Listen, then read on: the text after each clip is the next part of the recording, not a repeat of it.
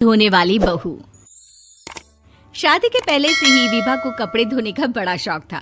कभी नल के नीचे तो कभी तालाब के पास। अरे मेरी नीली वाली लुंगी नहीं दिख रही है। विभा की अम्मा, कहाँ रखी है लुंगी? अरे वो तो विभा ने परसों ही धोकर रखी थी आपकी अलमारी में, देखो वहीं होगी। वो ना मैंने आज धो दी, मुझे लगा कि गंदी हो गई होगी। अरे कैसे गंदी हो गई थी? उसे तो मैंने पहना भी नहीं। हे भगवान, इस लड़की के कपड़े धोने की आदत से परेशान हो गया हूँ मैं। जितना तो घर में राशन नहीं आता, उससे कहीं ज्यादा डिटर्जेंट पाउडर का खर्चा है। इसकी शादी करवा दो, शादी जाए अपने घर में ही करे काम, फिर चाहे घर के कपड़े धोने हो या पूरे गांव के। हाँ ठीक बोल रही हो, देखता हूँ मैं कोई लड़का। वो दिन भी आ जाता है जब विभा को देखने लड़के वाले आ जाते हैं। लड़की मुझे अच्छी लगी। होने वाली सास कहती है, बेटी अगर कुछ पूछना है तो पूछ लो। वैसे तो हमारी लड़की बहुत ही शर्मीली है, जो बोल दो वो मान लेती है, इसे क्या पूछना होगा। अरे कैसी बात कर रही हो माँ, मुझे इन लोगों के घर रहना है, सवाल तो कई है। हाँ हाँ बेटा, पूछ लो ना, क्या पूछना है। आप लोगों के घर कपड़े कौन धोता है? सास का मुंह बन जाता है। देखो, अगर तुम ये कहना चाहती हो कि तुम्हें कपड़े धोने नहीं आते तो सुन लो, कपड़े मैं ही धोती हूँ, लेकिन तुम्हारे आ जाने के बाद मैं रुमाल तक नहीं धोऊंगी। अरे चुप रहना भाग्यवान, बहू बेचारी घर आई नहीं, उसे डराना शुरू कर दिया। वो क्या है ना बिटिया, अभी तक तो ये कल्लू की माँ ही धोती थी, लेकिन अब तुम्हारे पापा तो दहेज में वॉशिंग मशीन देंगे ही।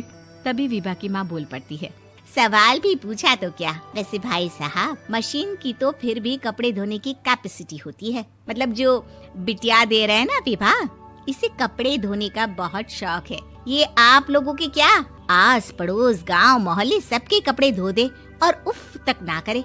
बाहर देखा नहीं आपने कितने कपड़े सूख रहे हैं? सब हमारी बिटिया ने ही तो धोए हैं। बस भी करो ना माँ, शर्म आ रही इतनी तारीफ सुनकर।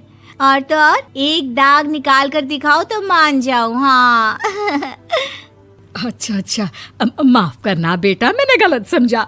हमें तो रिश्ता बहुत पसंद है। और ऐसे जुड़ जाता है रिश्ता कपड़े धोने का शौक रखने वाली विभा का। उसकी शादी हो जाती है कोयला फैक्ट्री में काम करने वाले कल्लू के साथ। शादी के बाद अचानक विभा चिल्लाती हुई सास के पास आती है। सासू माँ, अरे सासू माँ कहाँ है आप?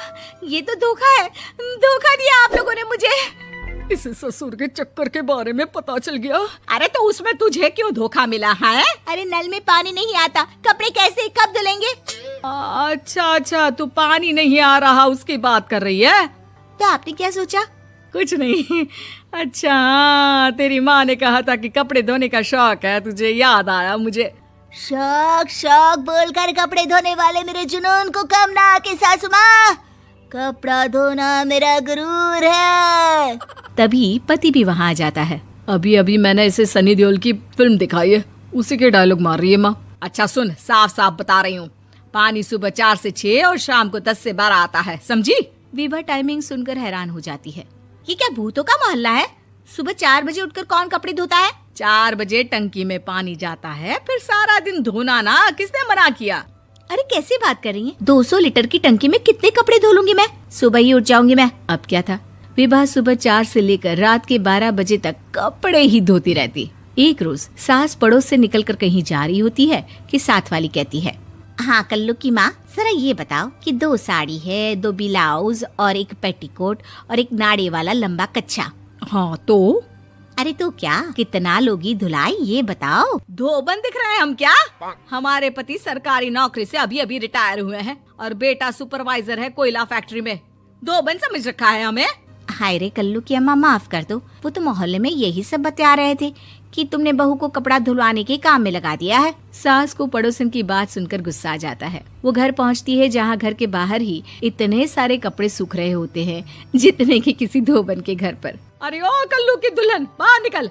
माँ जी यहीं आ जाओ, बाथरूम में चादर धो रहे हैं हम। अरे अभी हम धोते हैं, तुमको बाहर निकलो। ये आस पड़ोस वाले बोल रहे हैं कि हम बहू से कपड़े धुलवा कर उसे कपड़ा धोने वाली बना दिए हैं। अरे छोड़ो ना माँ जी, किन लोगों की बातों में आती हो? आस पास के लोगों का तो काम ही होता है कि वो किसी तरह सास बहू को लड़ा दे। बहू सारे घर के कपड़े धोती है, ये क्या कम है? बोलिए।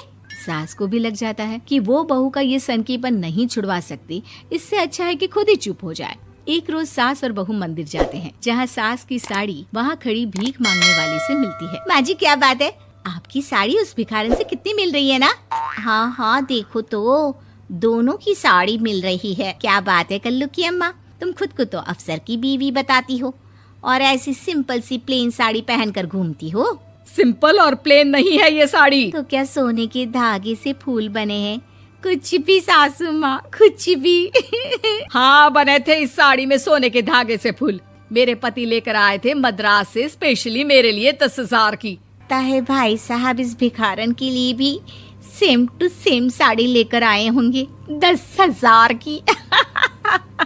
सास उस वक्त तो कुछ नहीं कहती, लेकिन बहू के साथ घर आती है और अलमारी से एल्बम निकाल कर लाती है। ये साड़ी देख रही है, ये वही साड़ी है जिसे मैंने अभी पहना था।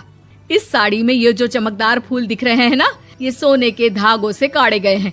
लेकिन तू लोकल वॉशिंग मशीन ब्रश से घिस घिस कर सारे फूलों को निकाल कर साड़ी प्लेन कर दी। मुझे माफ कर दीजिए सासू माँ। और तो और, जब मैंने तुझे तेरी गलती के लिए कुछ नहीं कहा, लेकिन तूने तो सबके सामने मेरा मजाक ही बना दिया। क्यों? बहू को समझ में आ जाता है कि अब से उसका कपड़े धोने